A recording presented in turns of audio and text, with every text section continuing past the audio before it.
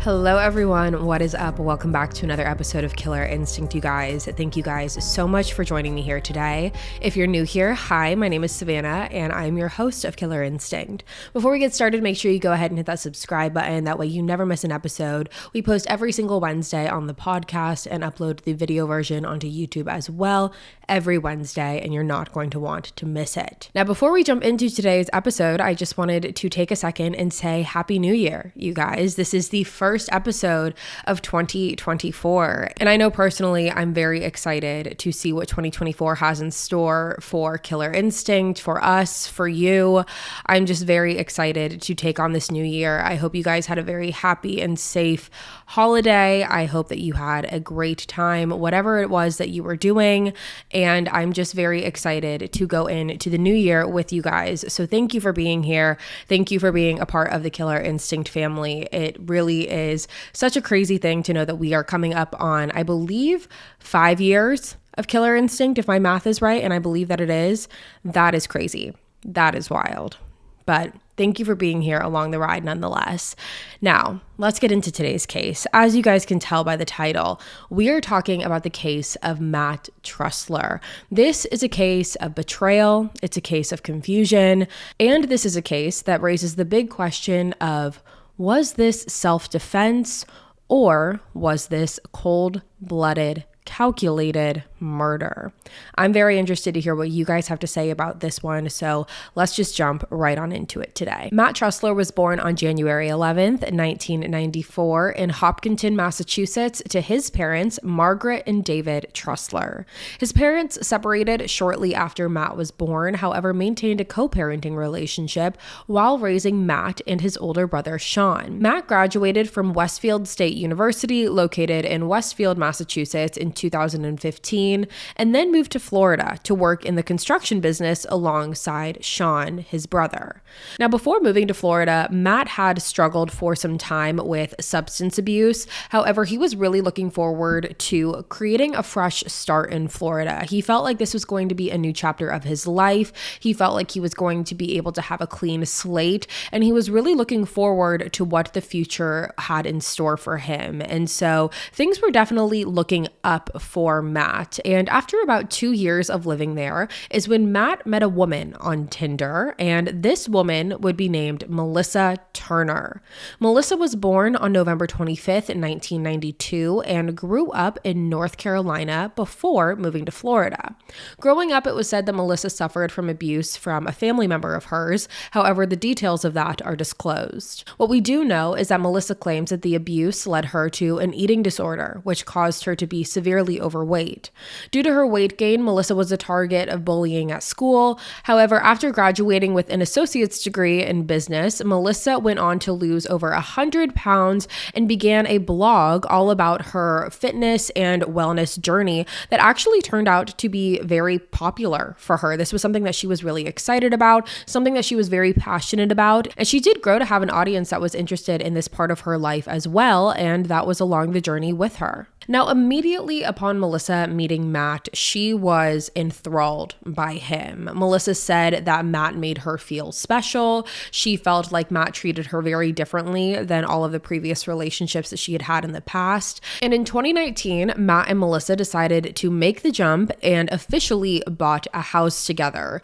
According to Melissa, this was a very exciting time for them. They were picking out paint colors and furniture, and it was just something that they were very passionate about. They were excited about their future together. They were excited about what the future of their relationship was going to be and felt like this new house was really the next stepping stone for them. Now, even though they were very excited in the beginning to be able to start this next chapter of their lives together, Melissa said that once they actually ended up moving in together, things started to slowly go downhill for the two of them. According to Melissa, Matt's drinking habits had picked right back up again once they moved in together and had gotten excessively worse over time. Now, it's important to note, and I keep repeating myself because I feel like it is important to point out, that this is all what Melissa says. This is from Melissa's point of view, because Matt's family, on the other hand, his brother, his mom, Matt's family paints a very different picture than the picture that Melissa paints. Now, according to Matt's family, they believe that Matt truly was, from the very beginning, manipulated by Melissa Turner. They believe that she isolated him from his friends and his family. Matt's brother Sean claimed that he hadn't seen Matt in the last 6 months of his life, which he partially blames Melissa for. And it's important to note as we continue going through this case that according to the people who knew Melissa, her friends, as well as Matt's family, everyone kept repeating the same thing. And that was that there were two sides to Melissa. You had the girlfriend, the sweetheart, the girl next door, you had that persona about her. But then you had the other side to Melissa. And the other side to Melissa was an actress. And I mean, quite literally, an actress. She was very passionate about acting. She loved to act. Everyone who knew her said that she was this phenomenal actress. And she also loved cosplay. She loved dressing up in costumes and different characters. And her love of cosplay and acting is slowly what transitioned her into entering the adult entertainment industry. Melissa was very passionate about shooting different X-rated films that she would shoot herself. She would produce them. She would post them on different websites, and she would sometimes cast Matt in these films as well. And I wanted to mention this now because, like I said, we will get into more detail about it later. However, I want you to have somewhat of an understanding of what we're dealing with while we go through this. So let's talk about October 17th, 2019, because this was the day prior to Matt's death. Now, according to Melissa, this day started out like any normal day. She claimed that the two of them woke up and they took care of their pets. They had a dog, they had cats. So Melissa claimed that they took care of the animals and then did some chores around the house and then went grocery shopping before returning home. Now, Melissa said that throughout the day, her and Matt were drinking together. She said that this was something they did very often, something that they liked to do when they were at the house together, no matter what the occasion or no occasion. They would like to just pour a couple cocktails, have a good time, and that was something that they were doing on October 17th. Now, Melissa said that her and Matt were drinking up until about 11 p.m. when Melissa decided that she was going to go to bed. She was tired, she had tapped out, and she was ready for bed, and she had told Matt that she was going to sleep, and then proceeded to fall asleep on a lounge chair downstairs. Now, why she didn't go up to the bedroom, unknown, but she claimed that she fell asleep on the chair in her office downstairs. So now we move into the next morning, October 18th. Now, Melissa claims that the first thing that she did when waking up on this morning was walking upstairs into the bedroom to see Matt. However, when she got up there, Matt was nowhere to be found. Melissa then came back downstairs and walked into the kitchen to what she claimed to be a bloody mess. There was blood everywhere in the kitchen. There was blood on the floor, blood on the countertops. It truly looked like a horror movie. And just to give you an understanding of the layout of the home, Matt and Melissa did have a pool. They had a pool with almost like you see these a lot in Florida. They have those pool enclosures. So Matt and Melissa had a pool and a pool enclosure, and the way to get to the pool was through the kitchen. The kitchen had a sliding door, and you would walk out onto the back patio where the pool was, and it was covered by the pool enclosure. Now, when Melissa got into the kitchen that morning, that is when she claimed she saw Matt lying on his back unresponsive on the back patio of their home. Now, Melissa claims that she immediately called 911 a little bit after 8:30 a.m. to tell them that Matt was unresponsive on the back patio and that his body was cold. And police arrived shortly after that. And I am going to play that 911 call for you right now. Why is the kitchen a bloody mess? I don't know. What's your name? Melissa Turner. Now, when police arrive on the scene, they discover Matt's body and they are able to confirm that he unfortunately had passed away. Now, when looking at Melissa, police claim that physically she was covered in blood. She looked very disheveled. She had blood all over her. And as far as emotionally goes, she seemed very on edge. She seemed hysterical. She seemed disheveled. She seemed like she didn't know what was going on.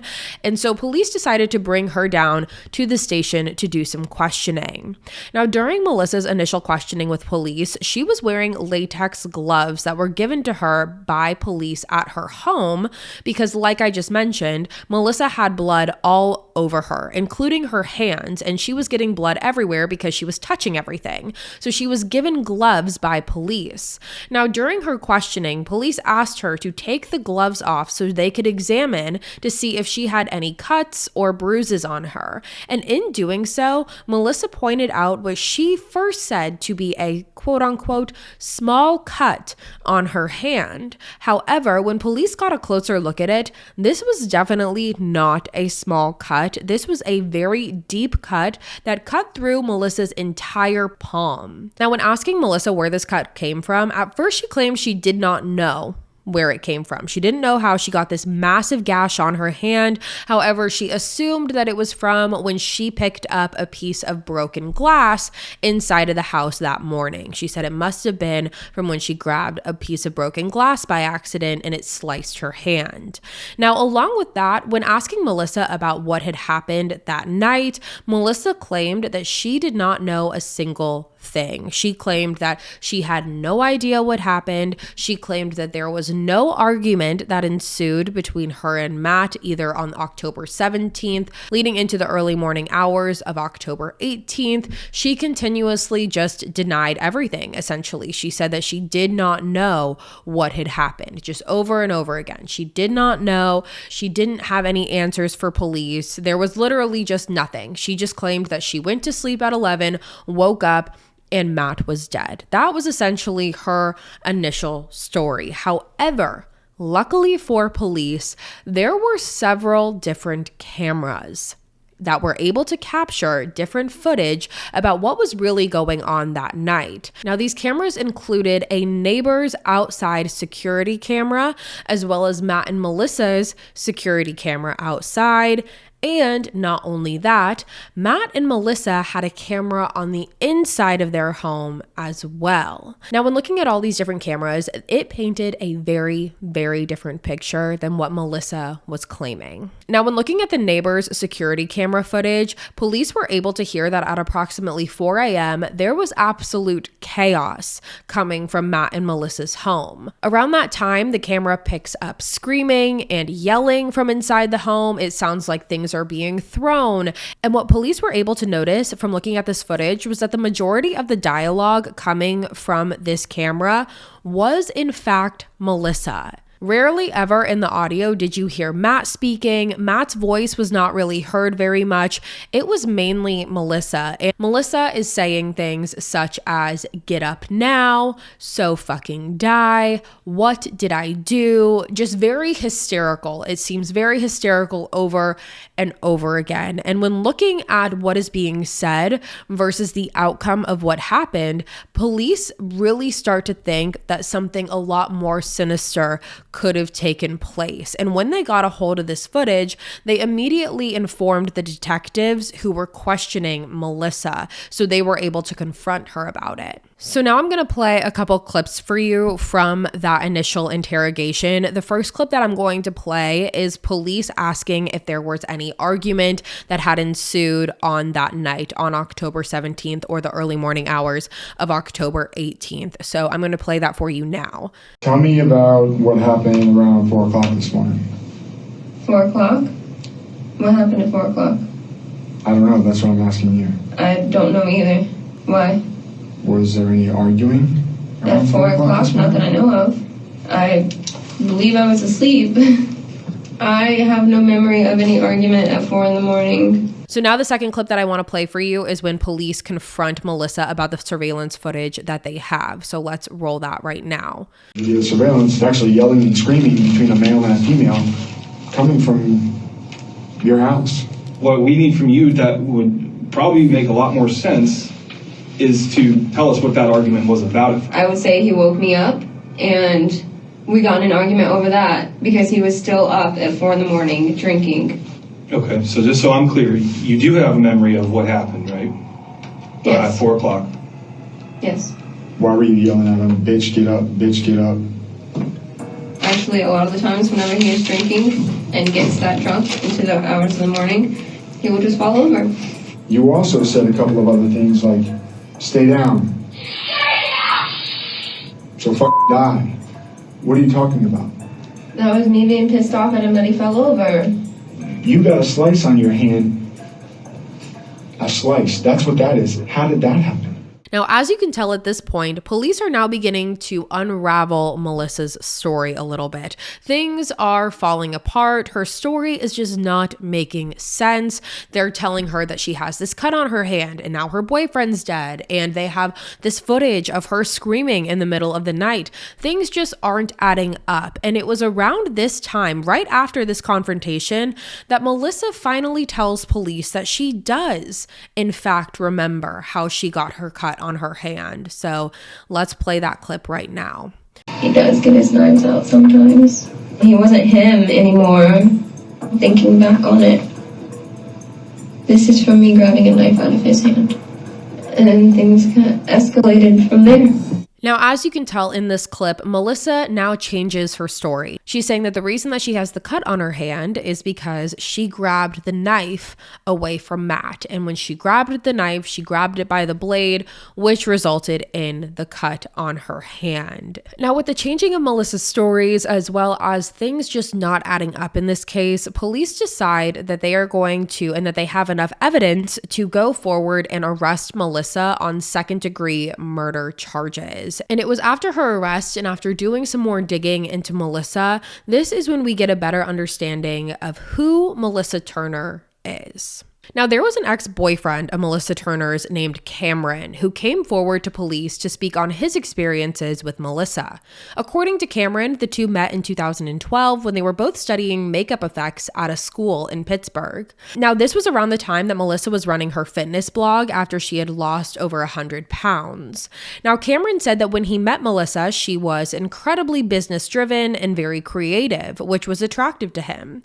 In 2013, the two moved to Florida together to pursue careers in special effects. And once they moved to Florida, Melissa had confessed to Cameron that she had started a second blog, which is what she called it. Now, alongside this fitness blog that she had, Melissa had also started to be a cam girl online. So this is the beginning of Melissa's X-rated endeavors, if you will. Cameron claimed that Melissa would dress up in her cosplay costumes and perform online for her fans who would pay her. And this was before the OnlyFans era. So this was prior to OnlyFans being a thing. This was before all of that. However, it should be noted as well that Melissa did have an OnlyFans at a certain point once the website was founded in about 2016. So she did have an OnlyFans at some point. However, prior to OnlyFans, she was being a cam girl and she had all of these fans and she would have people who would pay money for videos of her, and she was making pretty decent money off of this, according to Cameron. However, Cameron claimed that the more success that Melissa found in doing this,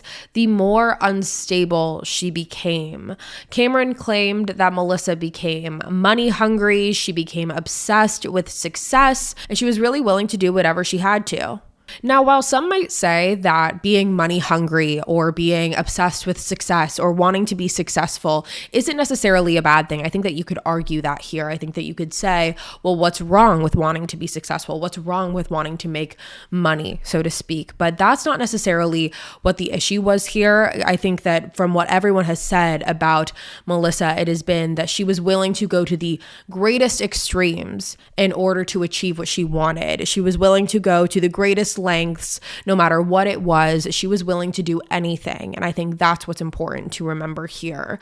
So let's talk about the trial. And something very important to know about the trial is that the judge ruled from the very beginning that the jury was not to learn anything about Melissa's cam girl or OnlyFans experience because, according to the judge, the information was irrelevant.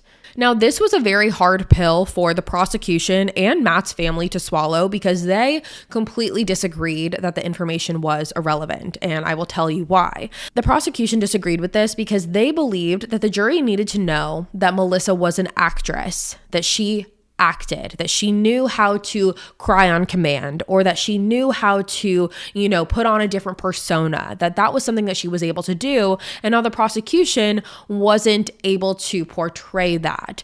Now, when it came to Matt's family, they felt like the information was important because they truly felt like this information could possibly play into a potential motive. Now, when thinking about motives, Matt's family believes that a potential motive in this case could have been that Matt did not want to participate in the OnlyFans or the X-rated videos anymore. He didn't want to be a part of it and told Melissa this. They believe that it's possible that Matt told Melissa, I'm done with this. I don't want to do this anymore. This isn't something that I'm interested in.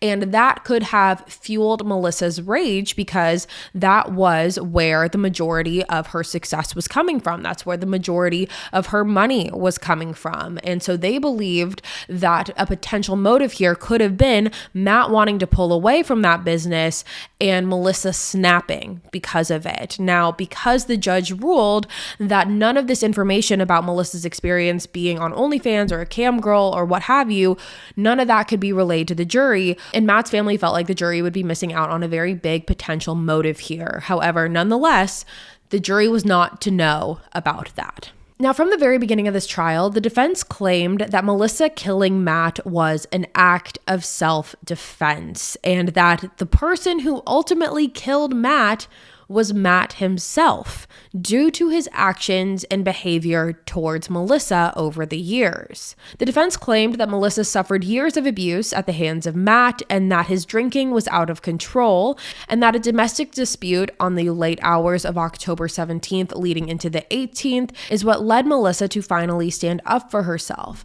The defense spoke to Matt's excessive drinking problems, saying that Melissa would find empty bottles in her truck. She would watch Matt take shots that were back to back to back, and that there were several mornings she found him sick, throwing up, and how sometimes he drank too much that he would start hallucinating. They claimed that Matt would have these hallucinations and really turn into a scary person. Melissa claimed that when Matt had these hallucinations, he would always claim that there was some sort of demon in the room with them. He would claim that there was a demon in the corner, or that there was a demon in the house, or that Matt wasn't there anymore, so that a demon was possessing his body.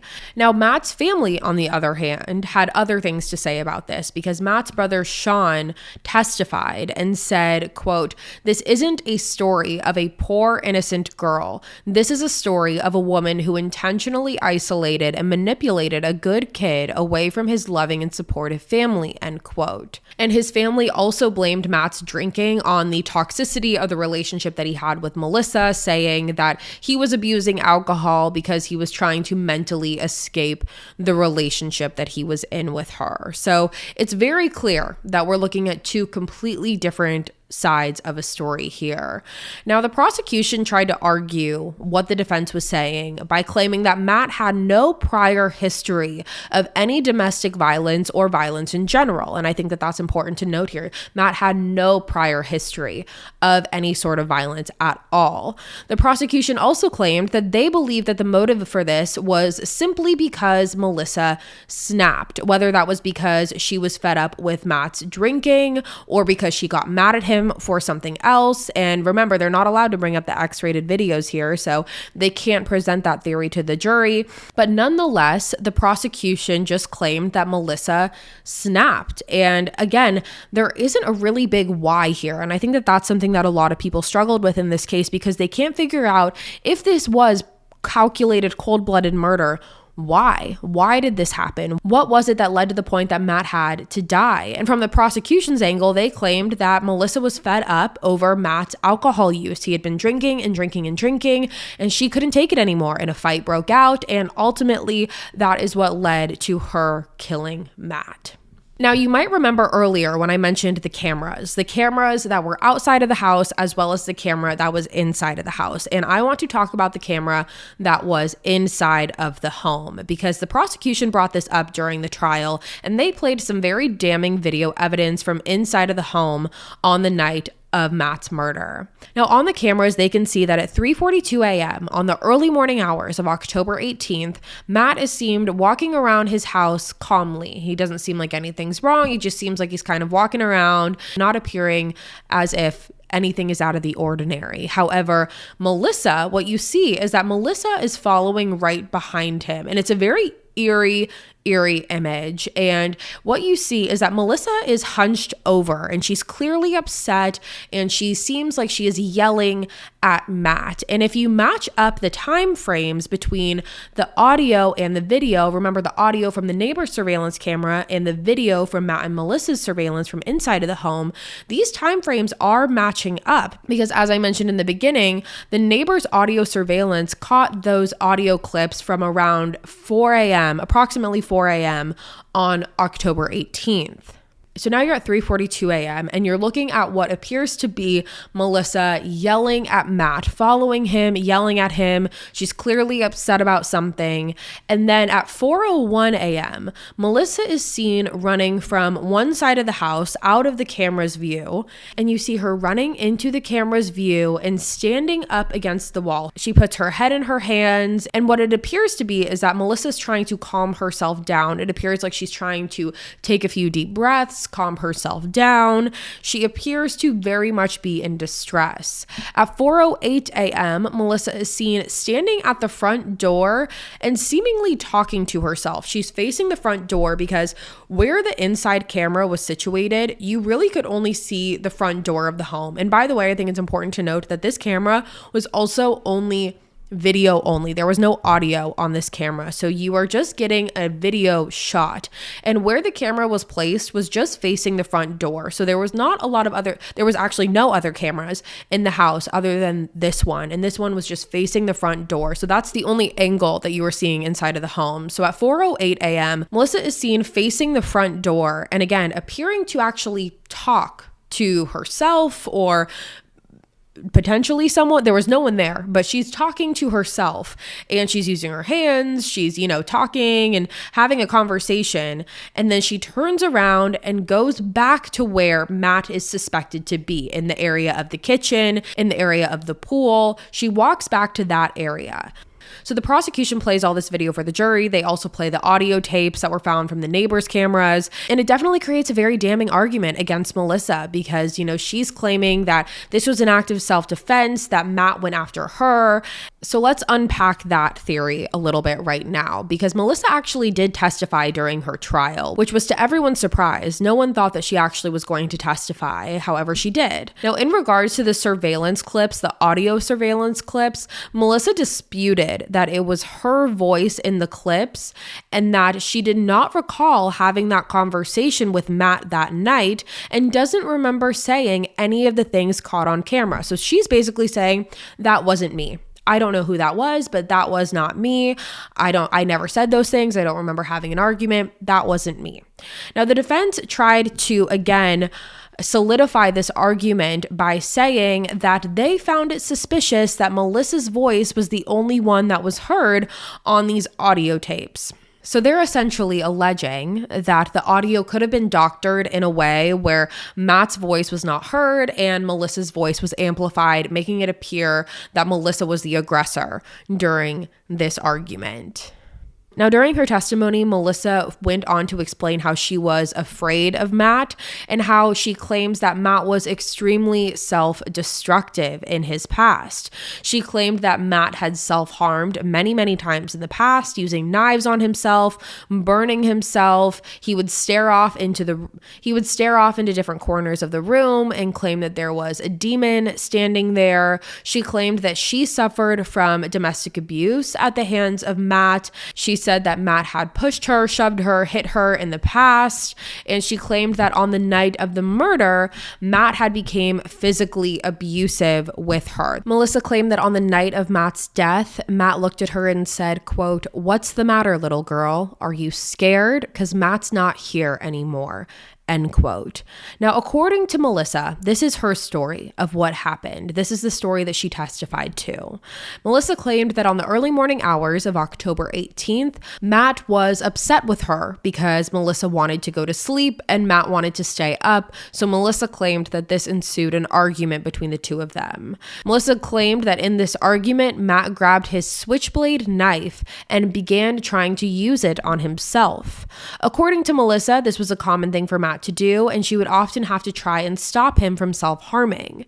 She then grabbed the knife out of Matt's hand, which was when he began strangling her. And in order to try and get Matt off of her, Melissa claims she, quote unquote, lightly stabbed Matt in the back. Now, again, these are all details that Melissa failed to mention to the detectives during her initial questioning.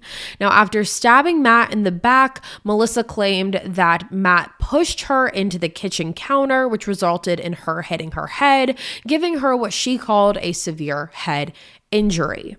Now, in regards to why Melissa did not tell police what happened initially, she claimed that it was because she simply did not remember. She claimed that the head injury that she endured during the struggle with Matt caused her to not remember what happened that night, and it wasn't until after the interrogation that she finally began to have the recollection of what happened.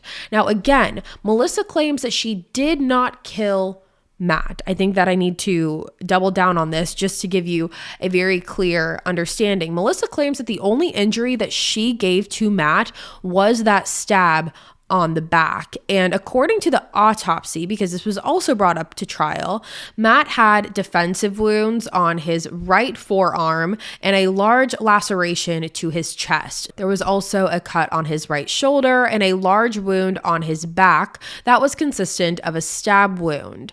The cause of death was stabbing, and the stabbing caused Matt to bleed out. The fatal wound was a cut to Matt's right arm, which punctured a vein. Now, Matt's blood alcohol level was over 5 times the legal limit in Florida. However, police never tested Melissa to see what her blood alcohol level was at the time of her arrest. Now, regardless, the only injury that Melissa claims that she inflicted on Matt was that one stab to his back. She claimed that other than that, she never hurt Matt. She claimed that the only stab that she inflicted was the one to his back, and she claims that she doesn't know how he got his fatal injury, the injury to his right arm. She claims that she does not know how that one got there, and that the only injury that she gave him was the stab to his back. Now, when looking at the rest of the surveillance footage, it appeared that the fight between Matt and Melissa ended at approximately 5:11 a.m. on October 18th. Now, the prosecution really believes that at this time, Melissa is aware of how injured Matt is due to the state of Matt's body, as well as the amount of blood in the kitchen. Like I mentioned in the very beginning, the kitchen was a bloody mess. There was blood everywhere, blood on the floors, blood on the countertops. There was no way that you would walk into that kitchen and think that everything was normal. So they are fully under the impression that Melissa had some sort of understanding. Now, like I mentioned, Matt's body was found lying on the back patio. And I also said that the only way to get out to that pool from the inside of the house was through the kitchen, and they had that sliding door. Now, interestingly enough, the window, the big kitchen window, the screen of that had been broken open. And prosecution believes that Matt pushed out the screen window himself to try and get away from Melissa through the window, however, collapsed once getting out onto the patio. And instead of Melissa helping him, instead of seeing that he was, injured and that something was severely wrong, she chose to go back to sleep, and in turn, Matt bled out. On camera, Melissa is seen waking up at approximately 8:35 on October 18th, looking very disheveled and walking back into the kitchen area. So now on February 18th, 2022, the trial officially ended, and it was time for the jury to begin their deliberations. Now, the jury for this trial consisted of 2 women and 4 men.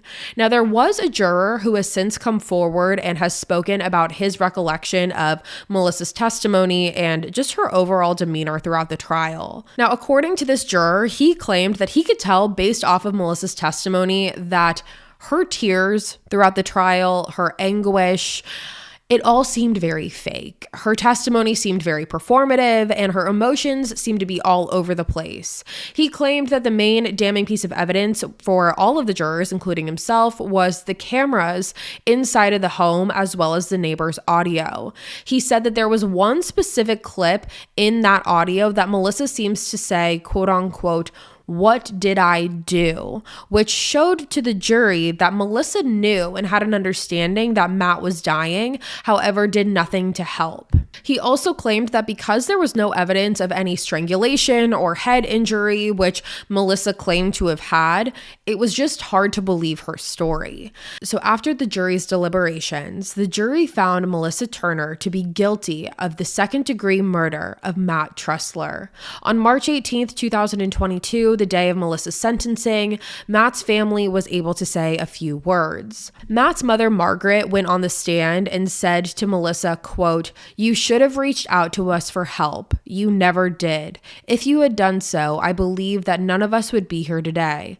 You and I both know that Matt was the best thing that ever happened to you. I have no doubt what is going to happen to you here today would have caused him great anguish." End quote. Melissa Turner was sentenced to 20 years in prison and will be eligible for release before she's 50 years old, with a current release date being April 27th, 2042. So there are many big question marks in this case, one of which being, was this self-defense? Did Melissa Turner really believe that her life was in danger on the night of October 17th leading into October 18th? The idea that Melissa only caused one stab wound in the back to Matt does not make a whole lot of sense when looking at the bigger picture in this case. If she truly felt like her life was in danger and she stabs Matt in the back and the adrenaline is running and she's afraid for her life, yet very shortly after goes and lays down on the chair in the office and falls asleep, it's just not a very believable story. And when it comes to the motive, there really isn't exactly one to hammer down on, which also makes this very frustrating. Like I mentioned, some people think that Matt's drinking just escalated and it caused Melissa to snap after an argument, and Melissa was also drinking. You know, if Matt's blood alcohol level was 5 times over the legal limit in Florida, we can only imagine what Melissa's was as well. So some people believe that the motive could have had something to do with alcohol. Some believe it's because Matt did not want to be a part of the X-rated movie industry anymore. It's really unknown what caused this to happen, but something that everyone is able to agree on is that Matt's death was very unavoidable and did not need to happen. This was not something that needed to happen, and it's just very, very sad to think about. But I'm very interested in to hear what you guys have to say about this case, so please let me know in the comments below. And with that being said, you guys, it's going to be all for me today. Thank you so much for tuning in to another episode of Killer Instinct. Again, if you're new here, hi, my name is Savannah, and I'm your host of Killer Instinct. Make sure you go ahead and hit that subscribe button. That way you never miss an episode. We post weekly here on the podcast every single Wednesday. You're not going to want to miss it. I'll be back next week with a brand new one for you guys, and until then, stay safe. Bye, guys.